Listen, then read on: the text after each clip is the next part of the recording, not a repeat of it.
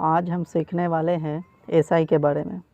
SI में basic बात क्या होता है कि मूलधन पढ़ना होता है। मूलधन क्या होता है, तो किसी से जितना पैसा हम उधार लिए उसको मूलधन बोलते हैं। उसके बाद मिश्रधन को क्या होता है, तो जितना पैसा उधार लिए थे और उसका जो इंटरेस्ट बनता है, ब्याज बनता है, दोनों को जोड़ देते हैं तो मिश्रधन कहलाता है। दर क्या होता है, किसी न किसी रेट पर हम उससे उधार पैसा लेते हैं। जैसे कि कहा जाता है कि 5% इंटरेस्ट लेंगे, 10% इंटरेस्ट लेंगे, तो उसको दर बोला जाता है।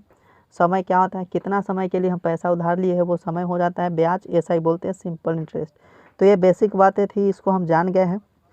इनसे रिलेटेड अब क्वेश्चन सब पूछा जाता है, तो इसमें एक फार्मूला पढ़ा जाता है एसआई, सिंपल इंटरेस्ट बोलते हैं, जिसको साधारण ब्याज हिंदी में बोलते हैं।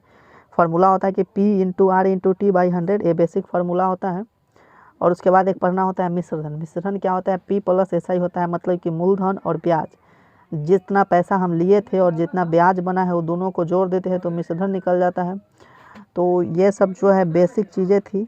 इन सब चीज़ से क्वेश्चंस पहले बना करते थे। अब जो भी एसआई के क्वेश्चन होंगे, एसआई प्रतिशत से बनाएंगे। किससे बनाएंगे, एसआई प्रतिशत से बनाएंगे। एसआई प्रतिशत बराबर क्या होता है, रेट इंटू टाइम होता है। एसआई प्रतिशत रेट इंटू टाइम होता है। अभी क्वेश्चंस पर हम अप्लाई करके आपको बताएंगे कि कैसे हम एसआई प्रतिशत से सारे क्वेश्चंस को बना सकते हैं। जैसे क्वेश्चन लिए है कि 600 रुपया मूलधन है, 2 वर्ष के लिए उधार लिया है 10% के रेट पर, तो पूछा जाता है कि साधारण ब्याज कितना होगा, मूलधन कितना होगा। तो देखिए, सबसे पहले हम एसआई प्रतिशत निकालने जाएंगे। तो एसआई प्रतिशत क्या हो जाएगा, एसआई प्रतिशत जो होता है वो रेट इंटू टाइम होता है। तो रेट कितना दिया गया था, रेट 10% और टाइम 2 वर्ष दिया गया था। तो क्या बोल सकते हैं कि 10 × 2, मतलब बोल सकते हैं कि 20%, यानी इंटरेस्ट जो हो गया 20%। और मूलधन कितना गया था, 600 रुपया। तो 100% का वैल्यू ये होता है, जो भी मूलधन होता है वो 100% का मान होता है। तो 100% बराबर 600 रुपया है। तो हमको एसआई प्रतिशत कितना है, 20%। तो 20% का वैल्यू आप निकाल दीजिए।